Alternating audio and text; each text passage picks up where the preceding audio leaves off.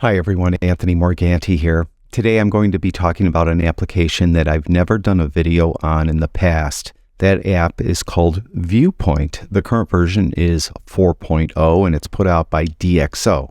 Now, if you often shoot with a wide angle or a fisheye lens and you're shooting real estate or architecture, or even if you're using a wide angle or fisheye lens to shoot people, Viewpoint is a piece of software that you might want to look into. With Viewpoint, you could correct all those distortions that are introduced by a wide angle or a fisheye lens. Also, I should add, it's not just limited to wide angle and fisheye lenses. If you have a telephoto lens and you're getting some pincushion distortion because of the telephoto lens itself, it will fix that as well. Now, in today's video, I'm just going to go through the examples that they give you and show you some of the features that are in Viewpoint. And we'll start with the fisheye tutorial. This is a typical fisheye lens look. You get this kind of barrel distortion. And they're saying here that you could use this specific distortion tool. Click this tool right here, click on fisheye, and then move it to 80. Well, let's try it. Let's go to the actual image. And we'll go over here to the right. You can see there's distortion. We'll click on the tool they clicked on. They clicked on fisheye, and then they moved this slider to 80 right there. And you can see it fixed it perfectly. Now, one thing I was discovered with messing around with this, that auto works great. You can see right next to the tool we happen to use is auto. Let me reset it and just click on auto. And you can see that it fixed it perfectly. One thing about auto though, if you're using a wide angle or a fisheye lens that doesn't have an electrical connection to your camera, like it's a total manual lens, then auto will not work, because you could see when I clicked on auto, it knows that this was a Canon EOS 5DS camera, a Sigma 15mm f2.8 lens. So it knows what lens it is and it knows how to correct then the distortion. So if you have a fully manual lens, auto will not work. So just, keep that in mind. I don't want someone to invest their money in Viewpoint and they're using a fully manual fisheye lens hoping auto would work. It's not. So let's go on to the next issue you may encounter. This is called volume deformation. And actually the example they give, I think, is kind of lousy. Often when you're shooting photos of people and you're using a wide angle, even a fisheye lens for that matter, you'll distort their features, their body features and their facial features, particularly people to the outside of the frame. You can see this woman on the far left. Her face is actually widened more than it is in real life. Her body also is widened. So to fix this, it's saying you click on this volume deformation tool. You have two different buttons here. Click on that one. Intensity will be at 150. So let's try it. And we have the original image here, and you can see that on this woman on the left, like I mentioned, her face is a bit wide and her body is a bit too. So we'll go to this volume deformation section and click where they said, and you could see that it fixed it. And the intensity is at 150. Let's do a before after. There's before. And I want you to look at this specific woman on the far left, and there's after. Now there is another tool there. It not only will fix it diagonally, it will fix it left to right, top to bottom.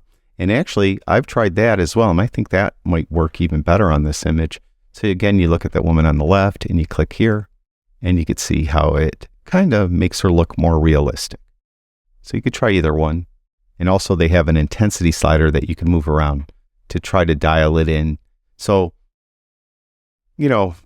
optimally, these people personally when you take this photo and you know what these people look like, and then you'll be able to move that intensity slider so that it actually does look exactly like the person.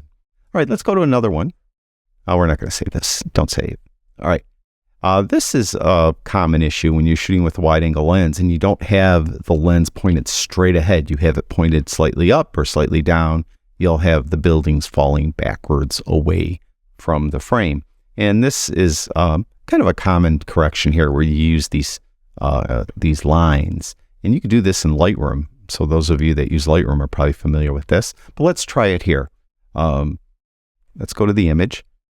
And the two they're talking about are right here. You just click on it and it puts those lines there. Now you take it and you will grab like one end of each of the lines and you would drag it over, and you can see that you have a magnifier there to help you place that top of this left-hand line exactly where you need it. Then you do the same thing for the bottom of the left-hand line.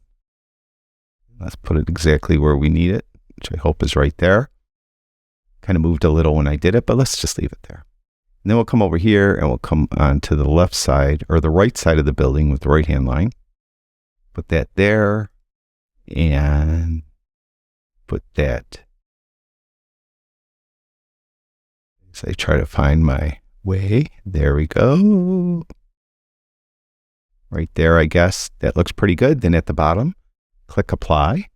You can see it straightened out the building. I actually don't think I placed that left-hand line very well, but that gives you an idea what you could do with this tool. And again, that's in Lightroom too. You could do that in Lightroom, but I'm going to save this. And this is kind of a cool thing here. You can see how we shot this like window in the wall at an angle. So it's kind of receding away as you go from right to left. Well, you could make it so you're as though you shot straight through the window. And this is pretty interesting. So let's go to this image.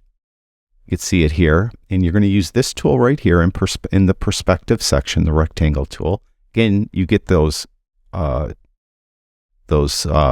circles you could drag. This time you have like a left, right, and a bottom as well. So you're doing a rectangle. Oops, where am I going? There. Then we'll go up here and go up to this one. And then we'll go here and go to this one. And then we'll click apply. And look at that. We're looking as though we're looking straight out the window. That's pretty impressive, I think. All right, let's go to another one. We're not going to save this either. All right, this is just kind of a miniature effect. So you could do this in Photoshop where you have an area, a strip that is in focus, and then it gradually goes out of focus away, and it makes it look like it's a tabletop miniature, not a real-life scene. And to use this tool, you would go to this section down here, the miniature effects section, use circular, and then you would move these lines accordingly. So let's try it. Let's give it a go. So we have the scene. We're going to go down here and turn on the tool. We're going to use the circular, and you can see we have this here, and we could try to move it around like this. All right, so we're going to move this down, and we're going to have this strip in the middle be in focus, and then everything outside of it, out of focus. And you could pull it wider if you need to. Let's do that. Kind of spin it around a little more like this, maybe. Like that. You can move these lines out. So this is, as you're going, this middle part's going to be in focus. Then you're going to gradually go out of focus till you get to the dotted line. Then anything outside of the dotted line is maximum, as per your settings. It's going to be out of focus to the maximum per your settings, and the same thing on the other side.